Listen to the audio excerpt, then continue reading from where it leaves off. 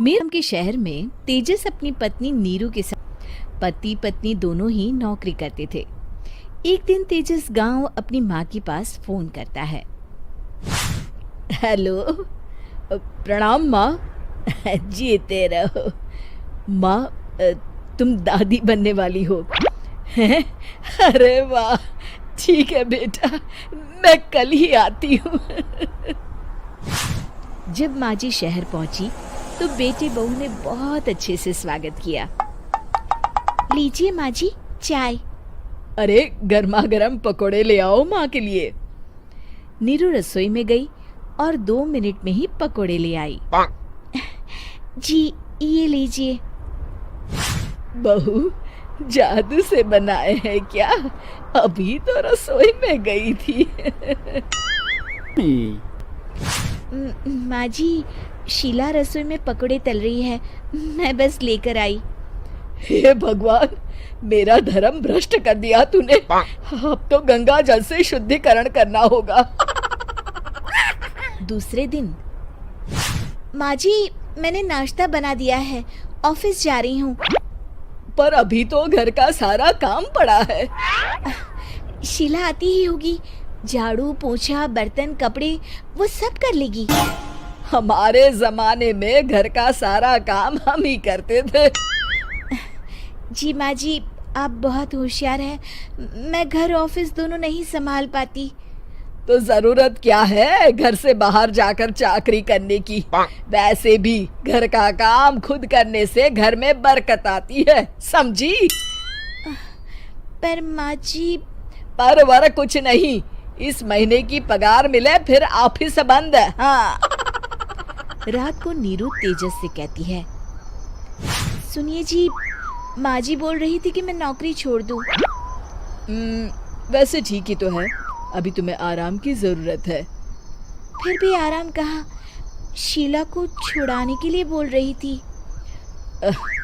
तो अब 24 घंटे में इतना काम तो कर ही सकती हो।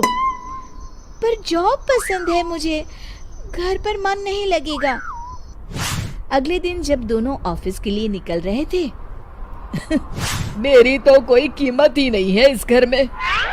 माँ जी, आजकल महंगाई बहुत है, रहन सहन भी बदल गया है, दोनों नौकरी करते हैं तभी ठीक रहता है। अच्छा, तू कहना क्या चाहती है? मेरा बेटा तुझे बिठा के खिला नहीं सकता?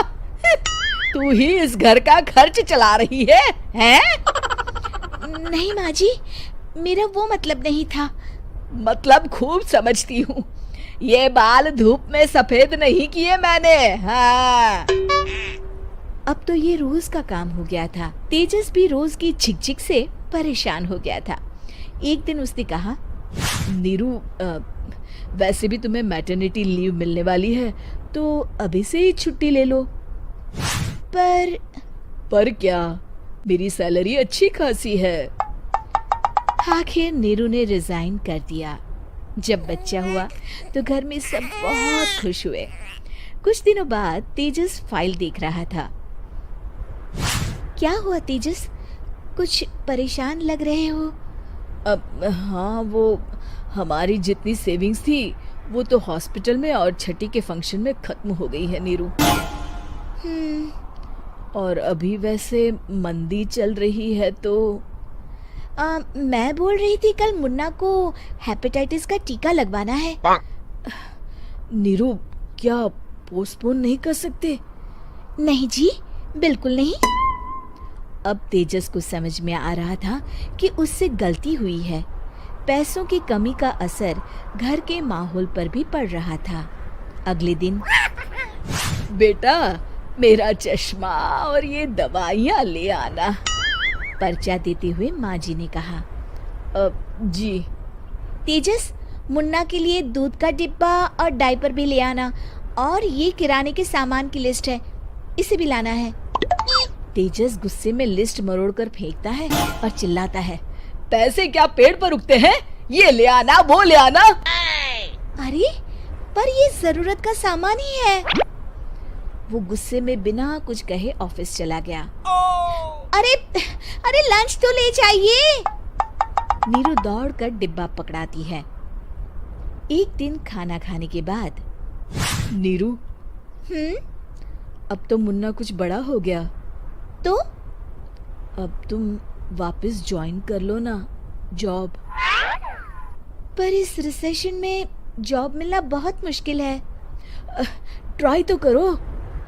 फिर मुन्ना? माँ जी है ना, और एक फुल टाइम मेड भी लगा लेंगे।